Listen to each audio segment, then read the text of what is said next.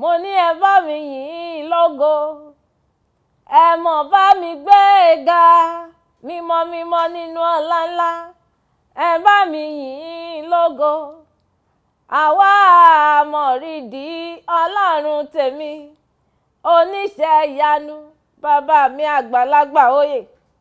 Mo ní ẹ bá mi gbé e ga, ẹ mọ̀ bá mi yìn ín lógo. Níṣe ni ń kẹ́ mi, níṣe ni ń tọ́jú mi, Ọlọ́run nínú àwọn ọ̀run. Ẹ bá mi gbé e ga, ìṣọ́ rẹ̀ ló fi ń ṣọ́ mi lójoojúmọ́. Mo ní ẹ bá mi gbé e ga, kò jẹ́bi ó pa mí, ń fún mi ní jíjẹ. Ẹ bá mi gbé e ga, kò jọ́rùn mi ó kọ́ aṣọ, mo ráṣọ dàbò hòhò mi. Ẹ bá mi gbé e ga, ẹ mọ̀ bá mi yìn ín lógo. Àwa mọ̀rídìí Olódùmarè, bàbá mi àgbàlagbà oyè. Kábíyèsí, ẹ máa bá mi gbé e ga, ẹ máa bá mi yìn, ẹ máa bá mi ṣe sàdánkátà fárúgbó ọjọ́, nítorí pé níṣe ní kẹ́mi tí ń gẹ̀mí bí ẹ̀yìn ojú, ní ìṣàìsàn bẹ́ẹ̀ dẹ̀rẹ́, mi rìn ní hòhò, bàbá mi àgbàlagbà. Ìwọ nìkan náà ni mo wá gbé ga, ìwọ nìkan náà ni mo wá yìn lógo. Ó fún mi ní jíjẹ, ó fún mi ní mímu, ebi ò pa mí. Kí ni bá fi fáyọ̀ bí ò ṣe ọpẹ́? Gbogbo yín tẹ́ ti darapọ̀ mọ́ mi lóòrè ní ẹjá jọ máa gbé bàbá ga, kájọ máa yìn lógo, ẹnìkan náà ló tọ́ sí nìkan náà ni yín mọ̀ yẹ. Ìwọ́n sì ń sọ pé ò ní sísì lápò, ó sì kọ́kọ́ mọ̀ dúpẹ́ àlàáfíà náà láti ọ̀dọ̀ Elédùmarè, torí pé òun nìkan náà ni ọpẹ́, ìyìn àti ògo tọ́ sí. Kí wọ́n máa fi yẹn kí máa fi kí yín káàbọ̀ sórí ètò ìjíròrò òwúrọ̀ lọ́jọ́ tẹni lórí Kaftan Television Yorùbá tiyín, níbi tí àkàlẹ̀ síta ti ń ṣe àfojúsùn ayé tó rẹwà. Bẹ́ẹ̀ lẹ́rìí orúkọ tèmi ò tí ì yí padà, Ọlá Ọ̀nàbàjọ́ ni mo ń jẹ́, Ayálúwa ṣeun ńlá fún mi, Aláṣàkẹ́tì yẹn gbọ̀ngàn tí ò kọ́ mọ̀. Àlejò mi tájọ sọ̀rọ̀ lẹ́ni wọ́n ti wà ń kalẹ̀, wọ́n ti wà nígbí. Nígbà tí kò bá tó mọ̀ rí ojú ti wọn. Nígbà yẹn ọ̀rọ̀ mọ̀ràn kékeré tí mo kó wá fún wa tá a máa fi gbàrà wá níyànjú lénìí, ó ní mo pe àkórí rẹ̀ ní máa fi ara rẹ balẹ̀ nígbà gbogbo. Ọ̀pọ̀lọpọ̀ wa a fẹ́ràn láti máa wu ìwà àìní ìfarabalẹ̀. Yìí sì máa ń kó bá wa lọ́pọ̀lọpọ̀ ìgbà. Gbogbo ibi tó yẹ kó o ti farabalẹ̀, tó o bá ṣẹ̀ṣẹ̀ débì kan, jókòó. Àwọn eléèbó pè study, wò wọ́n bí wọ́n ṣe ń ṣe ń bẹ̀rù. Mọ́ yọ gùlè, mọ́ yọ gàlùgàlù. Farabalẹ̀. Àwọn bá mi wọ́n mọ̀ ń sọ̀rọ̀ kan, wọ́n pé àwọ̀lú má tẹ́, ìwọ̀n ara rẹ̀ ló mọ̀. Nídìí ìfarabalẹ̀ náà ni. Tó o bá farabalẹ̀, bó o bá débì kan, ó mọ̀ wà tí wọ́n ń wù, ó mọ̀ bí wọ́n ṣe ń sọ̀rọ̀, ó mọ̀ bí àìjókòó sí yàtọ̀ sí bí àìgbọ́dọ̀ má jókòó. Ká ní ìfarabalẹ̀ ohun tó dáa ni, nítorí pé ọ̀pọ̀lọpọ̀ ibi ni àwọn tó dáa wà tí àwọn olóyìnbó máa ń pè ní opportunities. Ṣùgbọ́n tá a bá ti tẹ̀ gàlégàlé, ó ṣeé ṣe kí àwọn ohun tó dáa yẹn kó má lè tẹ̀ wá lọ́wọ́.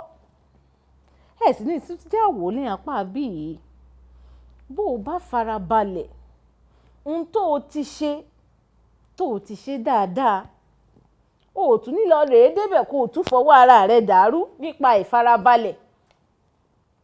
Ẹ dákun, orí ètò ìjíròrò òwúrọ̀ òun náà lẹ ṣì wà lórí Kaftan Television Yorùbá tiyín. Gbogbo ọ̀rọ̀ tí mo sì mú sẹ́nu lóòrè ni òun náà ni pé ẹ jẹ́ ká máa fi ara wa, ká máa fi balẹ̀, ká máa ní ìfojúsùn ní gbogbo ibi tá a bá ti bára wa. Ká má tètè máa ṣe gèlè kọ́kọ́ fùlè gágá, nítorí ìbá méjì kọ́, nítorí ìtara wa náà ni. Kí àtúbọ̀tán kó lè wá bọ́ sí déédéé. Ẹ jẹ́ dé òkè lọ́hùn kí n rẹ̀ fi ẹsẹ̀ ràjò díẹ̀. Nígbà tí ó bá fi padà dé, èmi àti àlejò mi lájọdé ẹ kú kalẹ̀ ẹ má tí ì lọ síbi kankan à ń padà.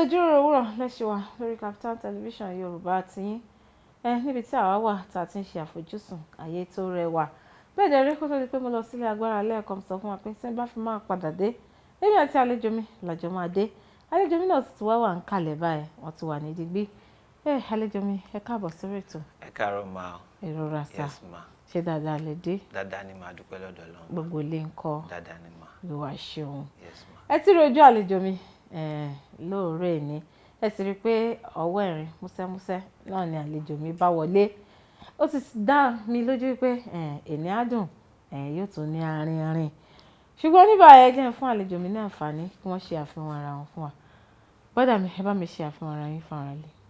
Bàbá ló wò mí ṣùnṣùn tó dá mi lọ́lá tó ṣẹ́gun fún mi o tó ṣe mí lógo bàbá ló wò mí ṣùnṣùn tó dá mi lọ́lá èmi Kenny Bright rè mo wá dájí tọ́nà wò orúkọ tèmi ni Kenny Bright Sapphire tí gbogbo ayé mọ̀ sí olórin gospel and juju all over the world. Kenny Bright Sapphire ẹ̀dọ́nà èwo ni orúkọ bàbá yín nínú gbogbo orúkọ bíi mẹ́tẹ̀ẹ̀ta tẹ́ dárúkọ. Orúkọ bàbá mi gangan Dosu lórúkọ bàbá mi. Dosu. Stage name Kenny Bright Sapphire. Ṣé ìbejì nìyí? Ìbejì ni mímà. Kẹ́hìndé Dosu. Bẹ́ẹ̀ni. Ó ní bàbá àti ìyá sọ yín. Bẹ́ẹ̀ni. Ẹ̀yin lẹ wá wò sùnsùnsùn tẹ́ ẹ wá sọ̀rọ̀ àti yín ní. Mo ṣọ́ọ̀tì Kẹ́hìndé yẹn sí Kenny. Kenny Bright. Mo ní Bright ti wá ń bẹ̀. Bright yẹn àti kékeré lọ́n ti máa ń pè mí ní Bright because mo jẹ́ nǹkan tí yẹ pé tó bá ṣe nǹkan lójú mi mo ti máa sáré grab ẹ̀ mo ti máa sáré study ẹ̀ sórí so mo máa tètè catch up even ìgbà tí mo wà ní school so kéèyàn play anything lójú mi any kind of instrument màá ti sáré grab ẹ̀ so àti ìgbà yẹn lọ́n ti máa ń pè mí ní ọmọ yìí ó bright gan. Bright. So from there ni Bright yẹn ti jáde. Ẹ̀yin kan ra he Bright ti yín ẹni ẹlẹ́ni mo rí i pé ń gbà wọlé owó orin lẹ gbé wọlé bàbá ló wò mí sùsùn tó dá mi lọ́lá. Tó ṣẹ́gun fún mi o tó ṣe mí lógo bàbá ló wò mí ṣùnṣùn tó dá mi lọ́lá. Ó ṣe mí lóore o mo wá ṣọpẹ́. Kí n tó wá bẹ̀rẹ̀ jẹ́ n wá béèrè kémi béèrè pé àwọn iṣẹ́ wo lẹ máa ń ṣe gbogbo iṣẹ́ tẹ́ máa ń ṣe pátápátá. Though láti kékeré ni mo ti wà ní choir because I was born in Celestial Church of Christ. Ẹ̀dẹ̀ mọ̀ pé àwọn ọmọ Sẹ̀lẹ̀ láti kékeré lọ́n ti máa ń kọ́ wa lóríṣiríṣi nǹkan so àti bẹ́ẹ̀ mo ti ní passion fún music. Ọgbà tí mo wá jáde secondary school popsi mi wá ní okay o ní láti kọ́ṣẹ́ ọwọ́ due to situation of the country.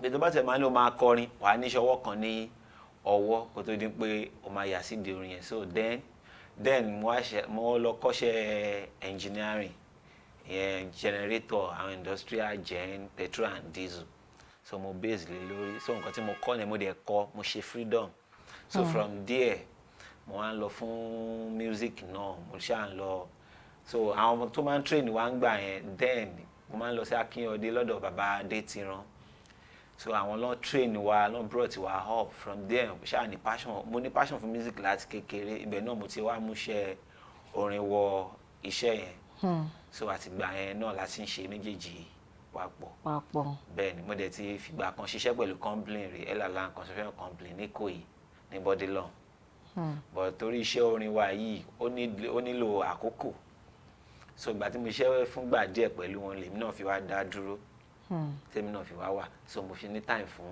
iṣẹ́ orin mi. Ó túmọ̀ sí pé ẹ ti dá dúró báyìí bẹ́ẹ̀ni ma ẹ sì ti gbájúmọ́ iṣẹ́ orin nìkan ẹni táwọn èèyàn kan bá pè yín pé Kenny Bright o mẹkáníìkì ẹnjìníà o kínní kan generator company wa ní fort o wọ́n bá wa tún ṣe ṣé wà ní ìrèsì. mo sì lè ṣe màá mo sì ń ṣiṣẹ́ mi kò disturb ara wọn. kò dé kan lọ́wọ́ bẹ́ẹ̀ ni kò dé kan lọ́wọ́. ó túmọ̀ sí pé ẹ tí ì fi iṣẹ́ à ń ṣe jẹnẹrétọ̀ à ń ṣe Bẹ́ẹ̀ni. gbá ẹ̀ tí ì fi yún náà sílẹ̀ bẹ́ẹ̀ni mà mi ò tí fi sílẹ̀ mà. ẹ kàn mú iṣẹ́ ti orin Bẹ́ẹ̀ni. lọ́kùnkúndùn ni Bẹ́ẹ̀ni. jà ṣe báyìí tẹ́ ẹ ti bẹ̀rẹ̀ iṣẹ́ orin ó ti tó gbà o. Gẹ́gẹ́ bí mo ṣe sọ lẹ́ẹ̀kan pé láti kékeré la ti ń ṣe so bọ̀ ìgbà tó dé level kan làwa náà ló di wípé àwa náà a ní ìgboyà nínú iṣẹ́ orin ìgbà tá a kọ́ tá a dẹ̀ mọ̀ so we know the both theory and practical nítorí náà láti kékeré náà a tètè mú lọ́kùnkúndùn because àwọn òbí wa fẹ́ ká kọ́kọ́ kàwé ká dẹ̀ ní nǹkan iṣẹ́ kan lọ́wọ́ kó tó nípa máa yà sídìí iṣẹ́ orin or I think ó ti ń lọ bí 10 years báyìí tí mo lè sọ pé yes mo stand on my own pé yes mo jáde pé mo fẹ́ mú iṣẹ́ yìí gẹ́gẹ́ bí iṣẹ́ tẹ́fẹ́ máa ṣe ó ti tó ó ọdún ti tó mẹ́wàá ọdún mẹ́wàá iṣẹ́ orin bẹ́ẹ̀ ni mà. kí ló dé tó jẹ́ pé apá bíi ọ̀dọ̀ jùjú lẹ́yìn yà sí náà. ìdí àti túmọ̀ tí mo ṣe yà sí ibi apá jùjújù ni wípé mo ní mẹ́ńtọ̀ tí mo ń follow tí mo gbà mo fẹ́ wo àwòkọ́ṣe ẹni yìí bẹ́ẹ̀ ni náà ṣe ń ṣe lẹ́yìn pé èmi náà láìkì bẹ́ẹ̀ ni ṣe ń ṣe jẹ́ kí n wo àwòkọ́ṣe ẹni òun mo ṣe fẹ́ràn jùjú gan bẹ́ẹ̀ ni mà. ẹ fẹ́ dárúkọ ẹnìyẹn. mo lè dárúkọ wọ́n pọ̀ gan kí n mú látòrí bàbá mi tí mo fi tọ̀wọ̀tọ̀wọ̀ dárúkọ wọn Ṣínà Peter everybody ló mọ̀ wọn then another mentor tí mo tún ní tó dúró gbágbágbá tí mo wo àwòkọ́ṣe wọn again ni Prince Abel Dosunmu tí gbogbo ayé mọ̀ sí Mega 99 bẹ́ẹ̀ ni mà àti bẹ́ẹ̀ bẹ́ẹ̀ lọ tá a bá ní ká máa dárúkọ wọn ilẹ̀ aṣọ ilẹ̀ àmọ́ so wọ́n pọ̀ rẹpẹtẹ láwọn ọ̀gá tí yẹ pé nídìí iṣẹ́ jùjú yìí wọ́n mú bí iṣẹ́ wọ́n dẹ̀ lo àlùyọ níbẹ̀ so lèmi náà ṣe wò ó pé èmi náà máa mú bí iṣẹ́ mo dẹ̀ nígbàgbọ́ náà Ọlọ́run pé èmi náà á lo àlùyọ nídìí iṣẹ́ à ń kọrin gospel bẹ́ẹ̀ni àtúnkọ jùjú bẹ́ẹ̀ni mà. ṣé ẹ ti ṣe àwo orin síta rárá. no mi tí ṣàwo orin mo ṣẹ̀ṣẹ̀ ń pèlò ẹ̀ lọ́wọ́ láti ṣe àwo orin ni torí wípé gẹ́gẹ́ bí a ṣe súnmọ́ àwọn ti ṣáájú wọ́n jẹ́ kó yeye wa wípé àwo orin òun ṣe nǹkan tí èèyàn kan lè máa sáré kéèyàn kan máa ṣe anyhow wípé èèyàn ní láti ní àwọn ọ̀rọ̀ ìjìnlẹ̀ nínú àwo orin as a message tó máa táwọn èèyàn máa rí àríkọ́gbọ́n tó máa rí nǹkan kọ́ nínú ẹ̀ tó máa rí nǹkan dìmú nínú ẹ̀ kí wọ́n tó ṣe àwo orin síta and another thing tó tún fà á tí ò yẹ ká tún ti gbé jáde ni wípé afẹ́yẹ́ kó kúnná dáadáa. kẹ́ ẹ̀ pò pọ̀ bẹ́ẹ̀ ni kó kúnná dáadáa. ṣùgbọ́n ẹ ti máa ní àwọn bíi single tẹ́ ti jù síta single yìí tẹ́wà ń ta ti tó bíi mélòó. tá bá ní ká wò ó pọ̀ gan àìmọye míì tá a rí gbà lọ́wọ́ ẹnjìníà torí ó máa fún gbà mí bí a bá lọ fún travelling tó yẹ pé ọ̀nà jíjìn láti lọ play wọ́n ti máa gba irinṣẹ́ lẹ̀ fún wa ní ọ̀hún so àwọn engineer yẹn máa ní àwọn ṣẹ̀ṣẹ̀ máa padà wá fún wa ní so at the end of the day a kì í rí gbà ìmí wà tó yẹ pa rí gbà tó wà lọ́wọ́ wa fún bí kò mọ anything bẹ́ẹ̀ so. ẹ̀yin bẹ́ẹ̀ tí a ṣe báyìí a fẹ́ lọ dé òkè lọ́hùn ká fi ẹsẹ̀ rajó díẹ̀ orin wo lẹ fẹ́ ká lọ wò nílé ká fi fẹsẹ̀ rajó orin tó bá wù yín. ṣé bí àwọn orin tó ti wà ń ta tẹ́lẹ̀ bẹ́ẹ̀ ni ta lè rí nínú fídíò. wọ́n lè kàn bá mi play Mega 99. Mega 99 èwo nínú Mega 99. ọ̀nà àrà. ọ̀nà àrà. bẹ́ẹ̀ ni. àlejò mi ní ká lọ wo ọ̀nà àrà láti ọwọ́ Mega 99 ká fi fi ẹsẹ̀ rajó díẹ̀ tá a bá fi padà dé a sì máa tẹ̀síwájú nínú ọ̀rọ̀ tá à ń sọ ẹ̀yin tẹ́ nílé ẹ̀ má ti lọ síbi kankan à ń padà bọ̀.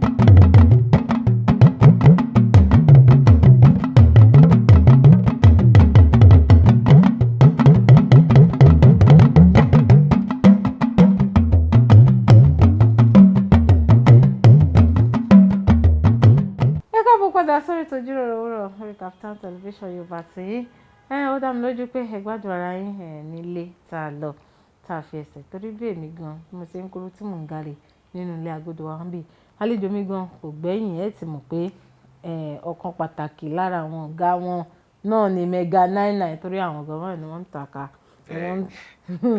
ni wọ́n ń tàka ṣùfè báyìí one love ni one love ẹ kú jókòó yes ma à ń sọ̀rọ̀ lọ́kọ́ tó ti pa lọ sí ilé agbára Bẹ́ẹ̀ni. pé kẹ́yìn kẹ́sìnmi díẹ̀ ká fi ẹsẹ̀ rajó lé. Ẹ sì ń sọ̀rọ̀ lọ nípa iṣẹ́ orin lọ́dọ̀ tiyín. Àti lóòótọ́ ohun orin lẹ fi kí wa, ṣùgbọ́n ẹ jẹ́ àtọ̀ ẹ̀ tún gbóhùn yín ká gbádùn yín díẹ̀ ká tó tẹ̀síwájú nínú ọ̀rọ̀ tá à ń sọ. Tógo tuntun bá dé Tọ́lá tuntun bá dé, ẹ̀gàn tó mì alẹ̀ ti pẹ́ á wá dógó, ògo tí a kò lè dá dúró á jẹ́ tiwa o, àríjẹ tó mì alẹ̀ amóríwọgbó, torí pé ìrẹ nìkan ló lè ṣamọ̀nà ẹ̀dá láyé, tó fi ń rògolo títí títí títí dọjọ́ ògbó rẹ o, Èdùmàrè yé wá ṣe mí lógo, Èdùmàrè yé o wá ṣe mí lógo, Elédùmarè o wá ṣe mí lógo, unstoppable glory ni mo fẹ́. Nínú àwo tuntun tó ń bọ̀ lọ́nà ni mo ti mú díẹ̀ fún wa ń bẹ̀ ká lè mọ̀ wípé à ń po gidigidi, so that a lè dùn ó máa lárinrin, láìpẹ́ láì jìnnà ó máa jáde. Kenny Bright Sapphire kò pé méjì. Tẹ̀dó Sapphire, kí ni ìtumọ̀ Sapphire fi sẹ́yìn orúkọ yìí? Sapphire lédè Gẹ̀ẹ́sì, it means something precious. It's a stone of wisdom. Ó jẹ́ nǹkan tó bí ẹyá mi ní Yorùbá ẹ̀ mà, òkúta iyebíye, exactly nǹkan tí Sapphire jẹ́ nìyẹn. Bẹ́ẹ̀ ni mà. Òun lẹ́yìn kò ṣe rọra lọ Sapphire pé Sapphire mọ̀ bọ̀ ń bí. Ìtumọ̀ nǹkan tí mo ṣe lo Sapphire ò ju wípé mo wo àwọn ẹ̀bùn tí mo ní Ọlọ́run ló fún mi, so mo wá rí bí nǹkan tó wọ́n sì ṣe iyebíye, bẹ́ẹ̀ tó jẹ́ iyebíye, because nínú orin ìjọ mímọ́ Celestial ó ní àwọn tí ó fẹ́ lóhun pé àwọn tó pé ló yan, àwọn tó yan ló ṣe lógo láyé òkùnkùn. So Ọlọ́run ti jẹ́ kó yé wa pé àwọn tóun fẹ́ lòun pè, àwọn tóun dẹ̀ pè lòun yàn, lára àwọn tóun yàn yẹn lòun ṣe lógo. So definitely ògo yẹn ọ̀tọ̀ọ̀tọ̀ ni, so bó ṣe gbà wá ọ̀tọ̀ọ̀tọ̀ ni. wọ́n mú ṣe wò ó pé ẹ̀bùn tọ́lọ́run fún mi ó jẹ́ òkúta iyebíye, ó jẹ́ nǹkan tó yẹ pé a lè fowó rà. lè rà á tán. Yes, it means something precious to me. ẹ jẹ́ ń ṣe báyìí ní àtìgbà bíi ọdún 10 tẹ̀ tí wá ń kọrin, tẹ̀ ń kọ gospel, tẹ̀ ń kọ jùjú, ṣó ní àwọn àsìkò kan tẹ̀ tí òkú mi ò kọ ṣé orin yìí mi tiẹ̀ ṣí mi ò kọ mọ́ jàre, ṣé àwọn àsìkò kan ti wà bẹ́ẹ̀? Mélòó la fẹ́ sọ? Mélòó la bẹ́ẹ̀ ni tàbá ní kàkà bọ́ a ní lè sọ púpọ̀ jù bọ́ a sọ díẹ̀. ẹ sọ díẹ̀ náà lálẹ́ ta. Díẹ̀ ta lè sọ ní wípé mi fi bẹ́ẹ̀ dípò yóò bá lọ títí. ní ẹbẹ bá ṣe lè sọ náà bọ́ máa mix ẹ̀ nígbà mọ́ra yìí wọn. ṣe àyàn ògbófò ẹ mọ̀ wọ̀rí. bẹ́ẹ̀ ni màmá sọ díẹ̀, ó dàbí kéèyàn ní vision ni, ẹni tó bá ní vision òun ni kankan fúnra ẹ̀ ló máa kọ́kọ́ believe nínú vision, ló máa kọ́kọ́ nígbàgbọ́ nínú vision pé yes mo ní vision báyìí. Ayé ò tí lè gbàgbọ́ nínú vision yẹn until tó bá di wípé ó dé destination, tó dé ilẹ̀ ìlérí, ayé tó mọ̀ pé yes definitely ẹni yìí ó ní vision. So àwọn oríṣiríṣi ìpèníjà ló ti wáyé lórí àwọn boys, àwọn instrumentalists, because many people they believe they are after money. Though no tabawo situation of the country, wo taba ní ká máa wò bẹ́ẹ̀, gbogbo nǹkan tó bá pè wá sí afẹ́ máa fowó ńláńlá fi máa lé wọn, bọ́ à ní wò bẹ́ẹ̀ a máa wọ́n pé a jọ wà fún ara wa ni. So ìpèníjà ta ní nígbà tá ẹ̀ṣẹ̀ bẹ̀rẹ̀ ni pé àwọn míì ní àwọn olè bẹ́yà ẹ jìyà, àwọn olè bẹ́yà kan jìyà, owó làwọn wà, owó lọ́wọ́ ẹ̀yìn ńlẹ̀ ni o, tí ò bá ti sówó àwọn ò lọ sí anywhere. So ó wà lára àwọn nǹkan tó yẹ pé ó discourage mi díẹ̀ tí màá máa wò pé ibo mo ti fẹ́ bẹ̀rẹ̀. So ohun tí mo wá ṣe ni wípé mo ṣáà try láti open up fún àwọn tí a jọ wà ń gbé, ẹ wá ẹni tó bá máa ṣe kó ṣe, ẹ tẹ́lẹ̀ ká bẹ̀rẹ̀ láti ibì kan. Bọ́ àwọn kan wà wọn ò fẹ́ bẹ̀rẹ̀ láti bẹ̀rẹ̀ pẹ̀pẹ̀, wọ́n fẹ́ mú láti ibi tí ó ga. Ibi kàṣùkàṣù ló ti fẹ́ mọ́lẹ̀ jẹ. So gẹ́gẹ́ bí ọ̀rọ̀ Bíbélì, gẹ́gẹ́ bọ́yìn máa ń sọ fún wa ní church náà pé ìbẹ̀rẹ̀ kì í ṣe oníṣẹ́, ẹni tó bá ṣe dópin la máa ṣe kíni la máa gbàlà. So àwọn sẹ́ẹ̀tì tájọ bẹ̀rẹ̀ ń gbà àwọn kan withdraw pé àwọn ò lè ṣe o torí pé kò fi bẹ́ẹ̀ sí owó ní ibẹ̀. so àwọn kan dẹ̀ dúró tó dẹ̀ pé adẹ̀síjọ́ wà di èní tí mo bá yín sọ̀rọ̀ lọ́wọ́lọ́wọ́ yìí so ìyẹn jẹ́ ení ìyẹn jẹ́ àkọ́kọ́ ìkejì tá bá lọ ṣó ń gbà míì débi wípé àwọn ọmọ tá máa fẹ́ gba owó so àwa náà dẹ̀ ní expenses pọ̀ níwájú wa so tá bá ti sọ fún wọn pé ẹni sùúrù ẹ ṣe wọ́n á sọ di wàhálà mọ́ wa lọ́wọ́ yẹ pé at the end of the day olórí ó máa di ìjà forí ẹ̀ wọ́n ṣàfẹ́ nìkan so lára àwọn nǹkan bẹ́ẹ̀ yẹn la ṣáà face nínú iṣẹ́ yìí but to God be the glory a ṣáà fi orí tì tá fi dé ibi tá dé. kẹ́ ẹ mọ́ lọ di àjẹrìbí kẹ́ ẹ mọ́ lọ pa lórí ọmọ forí tì bá a ṣe ní àwọn nǹkan tẹ́ ẹ ti dojú kọ náà lẹ tó máa ní àwọn nǹkan tó ti wú yín lórí nídìí iṣẹ́ yìí bí a kàwé díẹ̀.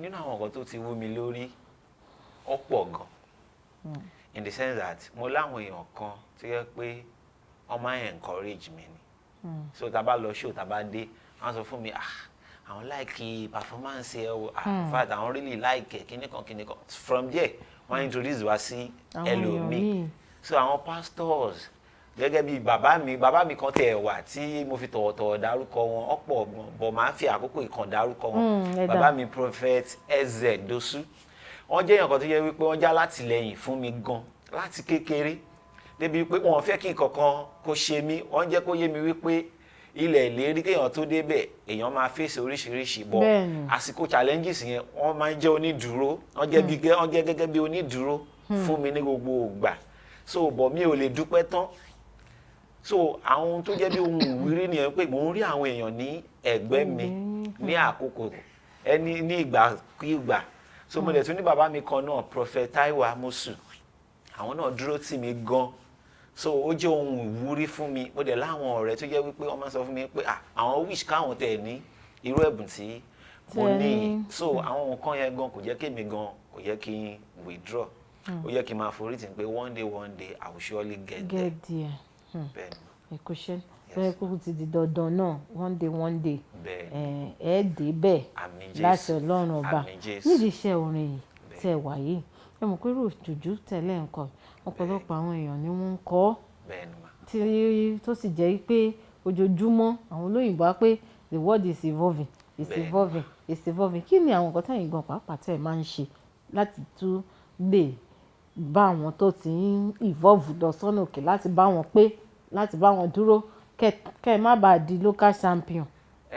ohun kan tó wà níbẹ̀ ni wípé tí àwa náà ṣe ń sìn gẹ́gẹ́ bá a ṣe mọ̀ pé ayé social media la wà ń sìn torí anyway tá a bá lọ àwa náà kàn try láti gbé online káwọn ayé tún rí wípé àdúró then òyìnbó dẹ̀ máa ń sọ̀rọ̀ kan pé practice make perfect èmi anyway tó bá pè mí fún rehearsal especially so mo máa fi tayọ̀tayọ̀ gbà á wọlé so màá lọ in fact from there inú àwọn èèyàn máa dùn mo máa ń jẹ́ kó yé àwọn èèyàn wípé èèyàn ní láti sinmi èèyàn láti máa rehearse because tó bá ṣe ń rehearse tó ṣe practice ìwọ náà ṣe máa ṣe kíni ló máa good sí lẹ́mọ̀ lè máa wà àwòkọ́ṣe kan níbi àwọn tó jẹ́ àwọn bí ọ̀gá mi tí mo dárúkọ látẹ̀kọ́ yẹn ni pé máa wà àwòkọ́ṣe kan lára wọn wípé wọ́n rẹra wọn sílẹ̀ anyway tí wọ́n bá dé wọ́n ríra wọn tán bíi pé èmi ní báyìí èmi kìíní kan wọ́n rẹra wọn lẹ̀ people will snap with them àwọn èèyàn máa bá wọn ṣeré wọ́n bá àwọn èèyàn sọ̀rọ̀ from there wọ́n ní àforítì débi wípé wọn kì í wò wípé àìmọye ibòmíì tó yẹ pé wọ́n ti máa pè wọ́n tó bá dé bẹ́ẹ̀ wọ́n lè máa tètè pè wọ́n bóyá kán wá kọrin wọ́n máa ṣe kí ni wọ́n máa ní sùúrù so àwọn àwòkọ́ṣe yẹn làwa náà ń wò títí di àkókò yìí mà. ẹ jẹ́ ń ṣe báyìí ọ̀rọ̀ ṣèpọ̀ tá a fẹ́ sọ ṣùgbọ́n ẹ̀jẹ̀ adé òkè lọ́hùn lẹ́ẹ̀kan sí ká tó fi ẹsẹ̀ rajó díẹ̀ ó ní wo ní Kenny Bright tó fẹ́ ká lọ wò nílé ká fi ẹsẹ̀ rajó. orin tí mo ti fẹ́ ká lọ wò nílé òun ni orin because wọ́n bá ń pe àwọn èèyàn kan ní bàbá àwọn grandfather bẹ́ẹ̀ ni àwọn náà ni mo fi tọ́ bàbá mi tí mo fi tọ̀wọ̀tọ̀wọ̀ dárúkọ nígbà àkọ́kọ́ ni pé Ṣàṣínà Peter àwọn bẹ́ẹ̀ ni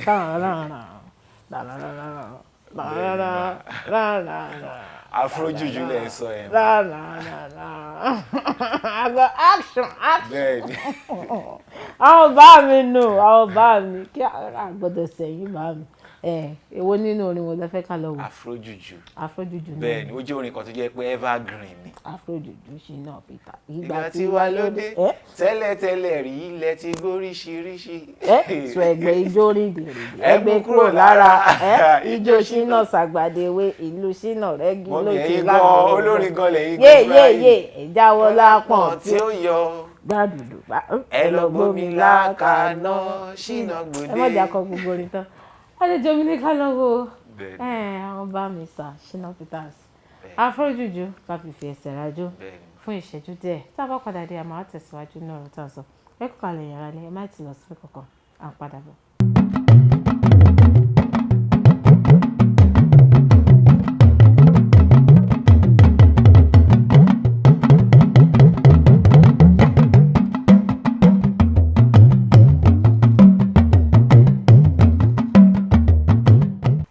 Ojúròrò òwúrọ̀ lẹ́sìn wa lórí Kaftan television Yorùbá tìyín ò fún ìfàní ìdẹ̀sẹ̀ ń darapọ̀ mọ́ mi lèmi àti àlejò mi Kenny Bright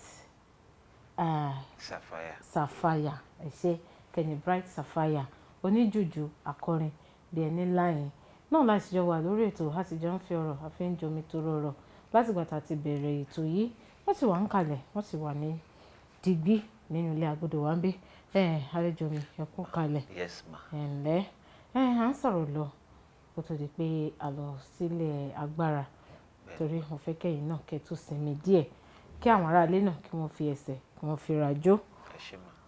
ẹ ń sọ gbọ́ àwọn nǹkan tẹ́ ti dojú kọ ní àtìgbà tẹ́ ti bẹ̀rẹ̀ iṣẹ́ orin orin jùjú orin gospel. A ti sọ̀rọ̀ púpọ̀ nípa orin gospel a ti sọ̀rọ̀ nípa orin jùjú tẹ̀yàn láàyò láti máa ṣe nínú ìdí iṣẹ́ orin gospel. Kí ni orin ẹ̀mí kí ni ó túmọ̀ sí gangan lọ́dọ̀ tí yín pàápàá? Orin ẹ̀mí ó jẹ́ orin kan tó jẹ́ wípé orin tí ìmísí sọ̀kalẹ̀ pẹ̀lú ẹ̀ láti ọ̀run wá ní orí ẹ̀mí rí lọ́dọ̀ ti tèmi.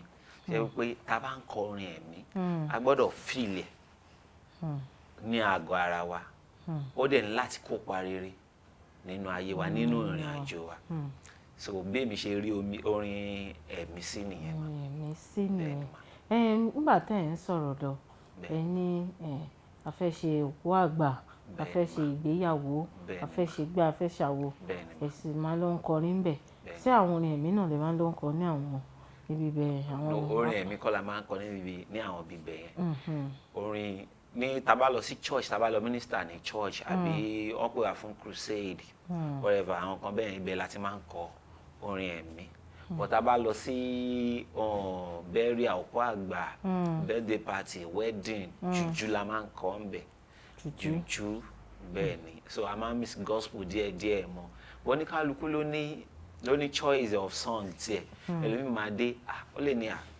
ẹ fún mi ní style báyìí ẹ fún mi bọ́ a ní láti lè lọ lórí secular music so kò síbi tí ẹni ká touch tá à ní lè touch tẹ bá pè wá fún wedding tẹ bá pè wá fún burial anything tẹ bá bóyá housewarming ní birthday party ní area tẹ bá ní ká touch in terms of music a máa dé bẹ́ẹ̀ bẹ́ẹ̀ ni mà.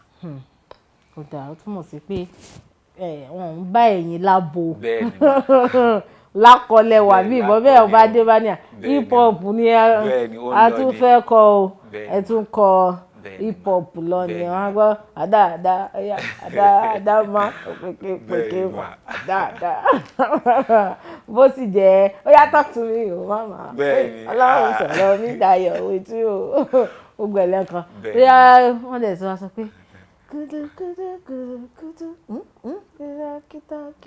gbogbo ẹ náà lẹ tún kọ lọ ẹ tún kọ gbogbo ẹ Ọlọ́run á máa fún yín ṣe láṣẹ Ọlọ́run ọba gbogbo bí tẹ ẹ lérò lọ́kàn tẹ ẹ fẹ́ dé ní dáadáa gbogbo ẹ náà lẹ máa dé ẹ sì wá ní di olórin àná láṣẹ Ọlọ́run ọba ẹ jẹ́ ṣe báyìí ṣé iṣẹ́ ẹ ti sọ nígbà tí a bẹ̀rẹ̀ tó ẹni tó máa ń ṣe iṣẹ́ à ń tún ẹ̀rọ tatapupo táwọn olóyìnbó ń pè ní jẹnẹrétọ̀ ẹ̀ ń tún ṣe tó sì jẹ́ tẹ kọ́kọ́ mú níbẹ̀rẹ̀ pẹ̀pẹ̀ ayé yín.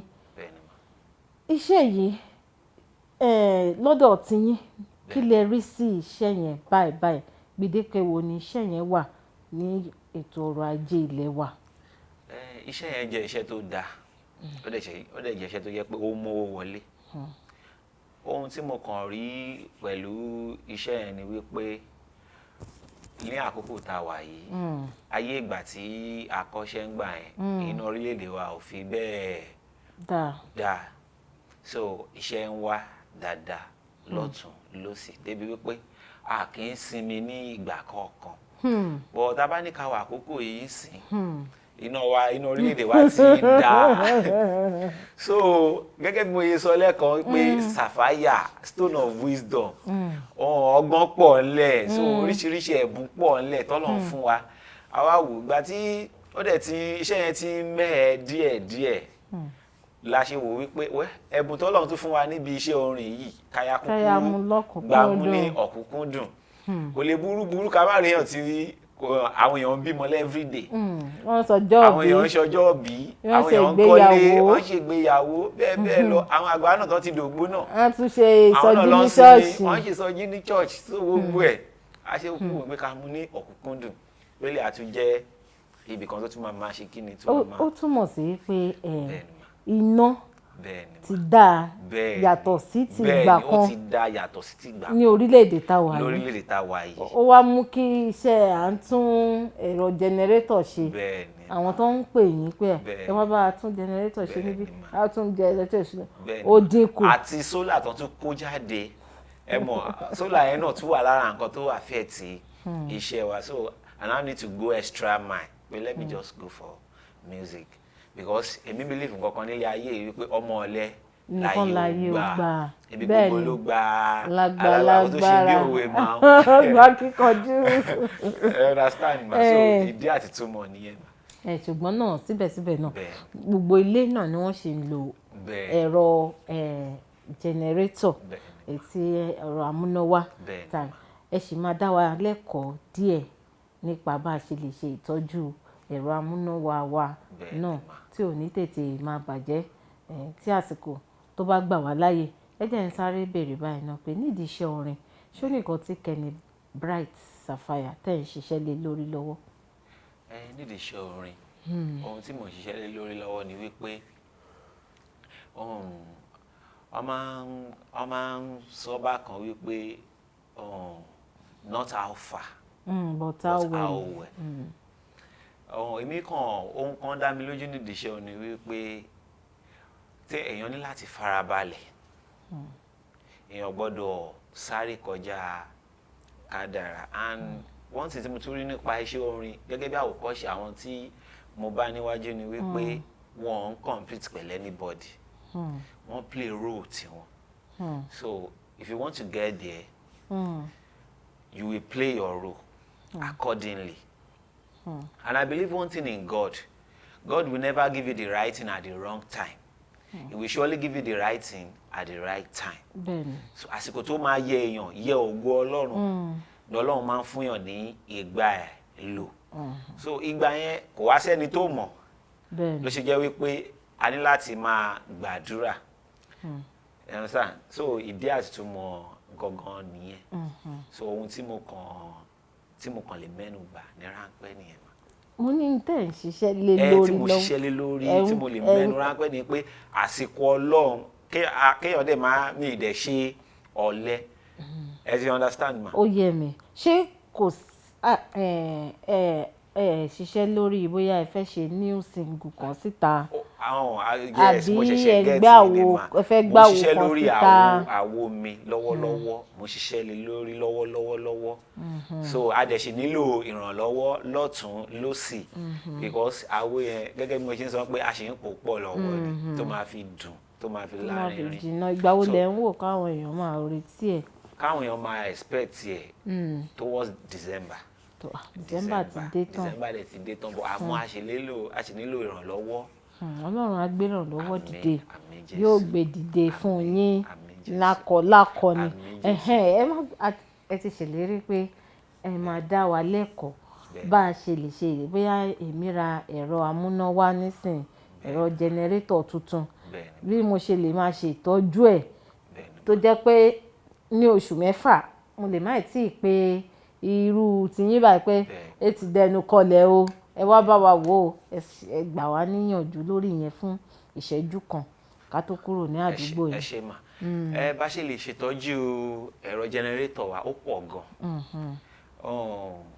Ibi àkọ́kọ́ tí màá kọ́kọ́ mú ni wípé tá bá ra ẹ̀rọ jẹnẹrétọ̀ wa tá bá rà á ní láti tọ́jú ẹ̀ dáadáa bọ́ a gbọ́dọ̀ gbé sínú ilé o a ní láti kọ́lé fún láyé ọ̀tọ̀ so ibi tá a bá máa kọ́ fún yẹn ó gbọ́dọ̀ jẹ́ ibi tó bá wà ó gbọ́dọ̀ jẹ́ ibi tó yẹ pé òjò ò gbọ́dọ̀ máa pa because omi àti ẹ̀rọ jẹnẹrétọ̀ wọn ń ṣọ̀rẹ́ tójò bá ti ń pa tómi bá fi lè wọnú tank from there tó bá wọnú carburetor ẹ̀ wọ́n máa bẹ̀rẹ̀ sí ní ṣe àṣemáṣe wọ́n máa ṣe ségesège iṣẹ́ ò ní da so ìyẹn àkọ́kọ́ then ẹlẹ́ẹ̀kejì ẹ̀rọ jẹnẹrétọ̀ wa tá bá fẹ́ kó last a gbọ́dọ̀ wo capacity ẹ̀ sí àwọn load tá à ń lò ní inú ilé ẹlòmíì á wò pé ṣèbẹ́ ẹ̀rọ jẹnẹrétọ̀ ni ó ṣáà ti tanná á tan oríṣiríṣi nǹkan AC gbogbo ẹ̀ kò ní wo capacity ẹ̀rọ yẹn bóyá ó máa gbé àwọn ohun tí òun ń lò ní inú ilé so èyí tún jẹ́ nǹkan kejì tó máa ń tètè ba ẹ̀rọ jẹnẹrétọ̀ jẹ́ so èyí mo fẹ́ káwọn èèyàn mọ̀ dáadáa so ọ̀pọ̀lọpọ̀ èèyàn kọ́ ni ó mọ̀ ẹlòmíì máa wò pé òun ti ra ẹ̀rọ jẹnẹrétọ̀ òun láti tan gbogbo nǹkan tóun bá nínú ilé láti tàn sí orí ẹ̀ bọ́ kò gbá bẹ́ẹ̀ ó ní grade by grade ó ní capacity ẹ̀ jura wọn lọ so bí capacity bá ṣe rí so o ní láti pe ẹni tó mọ̀ ń pa ẹ̀rọ irú àwa báyìí tó bá pè wá a máa sọ fún ẹ irú ẹ̀rọ wo ló ń lò tá bá ti rí àti wo capacity ẹ̀ kí làwọn ohun tí ẹ̀ ń lò nínú ilé tó bá jẹ́ ohun tó máa gbé àjẹ́ kó yẹ yín wípé ó máa gbé successfully tó bá yẹ pé kò ní gbé a sọ fún yín pé ẹ̀ ní lè tan àwọn nǹkan kan báyìí sí orí àwọn ohun báyìí lè tàn sí orí ẹ̀ so ó máa jẹ́ kó last dáadáa so máa kàn mẹ́nu bà méjì yẹn mà. méjì yẹn ó túmọ̀ sí pé gbogbo àlàyé tẹ́ ṣe fún wa ni pé ká máa ṣọ́ ohun tá a máa gbé lé orí jẹnẹrétọ̀ tá a bá rà kó lè bá a pẹ́. ká dẹ̀ ṣètọ́jú ẹ̀ dáadáa síbi tó yẹ pé òjò ní máa pa tó máa fi di wípé omi máa wọ inú ẹ̀. bí oṣù mélòó lèèyàn lè gbà láti tó máa ṣéǹjì bóyá ọ́ìlì tẹ̀yàn máa bù sínú jẹnẹrétọ̀. tó bá jẹ́ pé ẹni tó ń lò dáadáa tó yẹ pé everyday bí a ní sáìdì ọ̀dọ̀ tí wọn kì í fi bẹ́ẹ̀ lò náà everyday kò sí kán máa tan ẹ̀rọ jẹnẹrétọ̀ oṣù kan ó pẹ́ jù oṣù kan a ní láti change oil bọ́ àtúgbọ̀dọ̀ wá dúró de oṣù kan because títàn tá à ń sọ yìí ó pé oríṣiríṣi ẹlòmíì títàn everyday tiẹ̀ látàárọ̀ ṣúlẹ̀ ni wọ́n lè máa níná iná wọ́n lè bàjẹ́ so a ní láti máa yẹ ọ́ìlì jẹnẹrétọ̀ wa wò because ìgbà mi máa ń wà ó ní ohun kan tó máa ń fi sínú engine which is oil alert débi pé tí oil ẹ̀ bá ti lọlẹ̀ oil alert yẹn ló máa paná engine débi pé kò fi ní knock so a ní láti máa ṣẹ́kẹ̀ ìgbà mi máa wà tí oil alert yẹn tí ò bá ti function mọ́ tí ò ṣiṣẹ́ mọ́ so ànímọ̀ pé oil ti lọlẹ̀ ẹlòmíà kàn rí pé generator ń kàn dédé stop tó bá máa débẹ̀ á fà á rí pé ti knock so ẹni tó bá ń lò ó tó jẹ́ pé ó ń lò dáadáa oṣù kan tó bá ń pé à lò dáadáa bóyá ẹ̀ẹ̀kan lọ́jọ́ kan àbí ẹ̀ẹ̀mejì ní láàárín ọ̀sẹ̀ àbí ẹ̀ẹ̀mẹ́ta márùn-ún because àwọn oil tá à ń lò yìí náà ó máa ní expiring date wọ́n ọ̀pọ̀lọpọ̀ akọ́ ni a mọ̀ bẹ́ẹ̀ so ó pẹ́ jù oṣù méjì ká máa change bẹ́ẹ̀ tó bá yẹ pé àwàtà kì í fi bẹ́ẹ̀ lò ní gbogbo ìgbà ojoojúmọ́ ẹ ṣeun ẹ̀ torí pé tiẹ̀ ti dá wa lẹ́kọ̀ọ́ náà díẹ̀ nípasẹ̀ ti ẹ̀rọ amúnáwá wa àlejò mi àsìkò mi ó ti ń sáré lọ ó sì dá mi lójú pé ẹ ti gbà wá ní àwọn àmọ̀ràn tó pọ̀ ẹ jẹ́ ń ṣe báyìí ẹ bá mi fún àwọn aráalé ní àwọn ibi tí wọ́n ti lè bá yín pàdé bóyá ọ̀pọ̀lọpọ̀ àwọn tó fẹ́ ṣègbéyàwó wọ́n fẹ́ pè yín wípé bàbá mi bọ́dà mi oní jùjú yìí kọ́ wá bá mi kọrin síbi ìgbéyàwó àbí àwọn oníṣọ́ọ̀ṣì fẹ́ pè yín ẹ bá mi sọ àwọn Facebook handle yín, social Instagram, YouTube. Lákọ̀ọ́kọ́ náà ẹ̀yin tèmi nílé lóko mo kí yín, mo kí gbogbo wa. Olúwa wà pẹ̀lú wa. Àmín o. Ọkàn wa balẹ̀. Àmín. Ẹ̀yin la máa bá àwa náà ni ẹ A mọ̀ wá, bẹ́ẹ̀ ni, àwa la mọ̀ wá o. So ibi tẹ́ ti lè bá mi pàdé ó pọ̀ gan, but due to fóònù mi sọnù kọjá, so Facebook nìkan mo rí gbà padà lórí àwọn ṣiṣẹ́, so mo ṣì ń try láti wo bí mo ṣe lè rí àwọn eléyìí tó kù gbà padà bí Instagram, YouTube, but mi tí mo ṣì ń ṣiṣẹ́ lé lórí, so kó tó di pé màá ṣí another one, but Facebook mi wà active for now. Láti wá mi rí lórí Facebook, Kenny Bright Sapphire, kò pé méjì, Kenny Bright Sapphire. Ẹ ti rí mi, ẹ ti rí go báyìí, igo iná ni ẹ bá ti dá mi mọ̀, ẹ ti rí lójú. Kenny Bright Sapphire lórí Facebook, ẹ ti rí wa ń bẹ̀. So gbogbo ẹni tó bá ní ó wà easily láti drop lórí Facebook náà, ẹ máa drop message ẹ DM mi, so from there a lè mọ bó bá ṣe ń lọ bẹ́ẹ̀. Kenny Bright Sapphire. So Facebook yẹn bẹ́ẹ̀ ni Kenny Bright Sapphire, Facebook yẹn ló wà active for now. Àwọn tó kù mo ṣe ń ṣe lórí lọ́wọ́ láti lè gbà padà. Ó ti dà báwọn. Kenny Bright Sapphire, ẹ ṣeun gan ni ẹ̀kọ́ àtótónu látàrí ẹ máa ronú sí orin kan tẹ́ fi dágbére fún wa lórí ètò. Gbogbo yín aráalé, gbogbo yín ó dá mi lójú pé àjọjẹ gbádùn ètò tèmi àjẹdọba bẹ́ẹ̀ dẹ̀rẹ́ àti kọ́ ẹ̀kọ́ ẹyọkan tàbí méjì láti ọ̀dọ̀ àlejò mi lénìí. Gbogbo nǹkan tá a ti fẹ́ mọ̀ nípa àwọn gbogbo ẹ̀ pátápátá òun náà ni wọ́n ti ṣe àlàyé fún wa. Kí wọ́n dùn kó pọ̀ ṣókí, ìyẹn náà ni ọbẹ̀ oge bí àwọn bá mi bí wọ́n ṣe sọ náà nù. Orúkọ tèmi ò tí ì padà, Ọlá Ọ̀nàbàjọ́ ni mo jẹ́. Ayálúwa ṣeun ńlá fún mi, aláṣàkẹ́tì yín gangan tí ò kọ́ mọ̀. Tẹ́ bá ní ọ̀rọ̀ kan tàbí méjì tẹ́ fẹ́ bá èmi náà sọ, @Ọ̀nàbàjọ́ Ọláwálé lórí gbogbo social media handle mi pátápátá, @Ọ̀nàbàjọ́ Ọláwálé lórí Facebook, lórí Instagram, lórí YouTube, @Ọ̀nàbàjọ́ Ọláwálé. Tó bá jẹ́ orí Kaftan television Yorùbá lẹ ti fẹ́ bá wa sọ̀rọ̀, @Kaftan TV Yorùbá. Ẹ tẹ gbogbo àwọn àtẹ̀jíṣẹ́ yín ṣọwọ́ sí wa, gbogbo èròǹgbà yín pátápátá, gbogbo ẹ̀ la máa rí, gbogbo ẹ̀ la sì máa gbà wọlé.